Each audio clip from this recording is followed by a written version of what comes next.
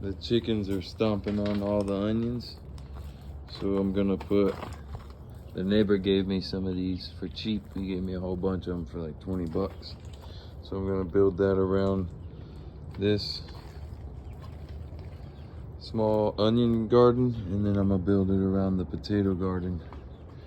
But this is our update. We moved the chicken coop, you remember, from over there to here.